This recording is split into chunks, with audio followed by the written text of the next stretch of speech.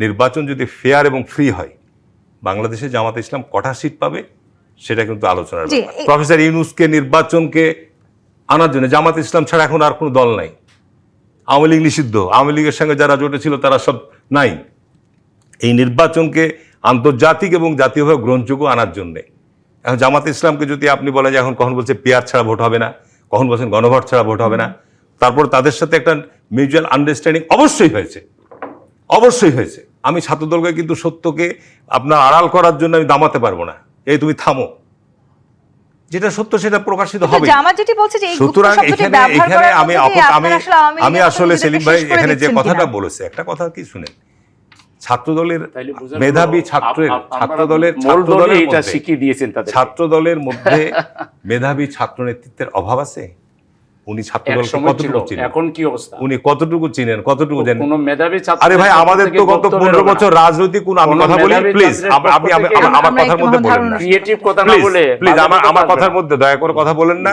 বিষয়টা হচ্ছে যে গত 15 বছর কি বাংলাদেশে কোনো রাজনৈতিক চর্চা ছিল? কোন ছাত্র সংগঠনের রাজনৈতিক চর্চা ছিল? আমি তো ছাত্রদল করে আওয়ামী লীগের মধ্যে গুপ্ত হয়ে থাকতে পারিনি। আমি যদি আওয়ামী লীগের মধ্যে গুপ্ত হয়ে থাকি আমাকে বহিষ্কার হবে দল থেকে, প্রশ্নই আসে না। বিষয়গুলো আপনাকে এইভাবে পরিষ্কার আসতে হবে। এখন জামাত ইসলাম এই নির্বাচনের মধ্য দিয়ে, এই নির্বাচন নিয়ে আমি কোনো প্রশ্ন আনতে চাই না। আমাদের জামাতের আমিরই বলেছে যে ডক্টর শফিক সাহেব যে এই নির্বাচন এক পোস্টমর্টম রিপোর্ট একদিন আসবে। আমি আমার নির্বাচনী এলাকা থেকে আমি বলবো যে আমার সঙ্গে জামাত ইসলাম বিগত 5টি নির্বাচন করেছে। আমি গত 18 নির্বাচনে আমার সঙ্গে বর্তমান যে এমপি হয়েছে 75,000 ভোটে পরাজিত হয়েছে। হাও, একবার দুবার না। বেশি বেশি গোল্ড কিনে হাফ গ্রাম গোল্ড বার জিতে নিন প্রতিদিন। আমার সঙ্গে অতীতে 4 বার তাদের ভোটের তো একটা রেশিও আছে, 50,000, 60,000, তাদের ম্যাক্সিমাম 1,90,000 ভোট। তো এটা তো আপনার আমাদের বাংলাদেশে যে 111-এর পরে যে নির্বাচন হচ্ছে, এক্সিট প্ল্যান ছিল ফখরুদ্দিন মঈনুদ্দিনের, তখন আপনার বিএনপিকে 30টা সিট দিয়েছে। হাসিনা তো পার্লামেন্টে দাঁড়িয়ে বলেছে যে আমি ইচ্ছা করলে একটাও সিটও না দিতে পারতাম।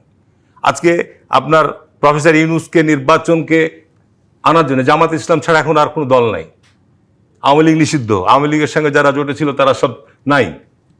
এই নির্বাচনকে আন্তর্জাতিক এবং জাতীয়ভাবে গ্রহণযোগ্য আনার জন্যে এখন জামাত ইসলামকে যদি আপনি বলেন যে এখন কখন বলছে পিআর ছাড়া ভোট হবে না, কখন বলছেন গণভোট ছাড়া ভোট হবে না, তারপর তাদের সাথে একটা মিউচুয়াল আন্ডারস্ট্যান্ডিং অবশ্যই হয়েছে, অবশ্যই হয়েছে।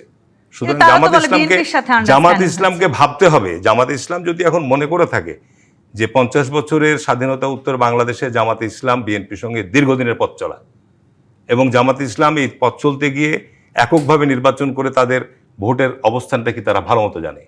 সুতরাং নির্বাচন যদি ফেয়ার এবং ফ্রি হয়, বাংলাদেশে জামাত ইসলাম কটা সিট পাবে সেটা কিন্তু আলোচনার ব্যাপার। সুতরাং আজকে আমি যেটা মনে করি, আমি শেষ করি, আমি যেটা মনে করি যে আজকে সুব্রতদা যেটা বলেছে যে পার্লামেন্টে এখন যেহেতু সরকারি দল বিরোধী দল আলোচনা হচ্ছে, আমাদের জাতীয় ইস্যু, আজকে মাননীয় প্রধানমন্ত্রী পরিষ্কার বলেছে যে জাতীয় ইস্যু নিয়ে আসেন আমরা একসাথে আলোচনা করি। আমাদের এখন উচিত যে আমাদের এটা জাতীয় সংকট, আন্তর্জাতিক সংকট, জ্বালানির কারণে সারা বাংলাদেশে একটা যে সংকট তৈরি হয়েছে, শুধু আপনার পেট্রোল পাম্পে না, এটা সর্বক্ষেত্রেই, সেটার জন্য আমাদেরকে বসতে হবে।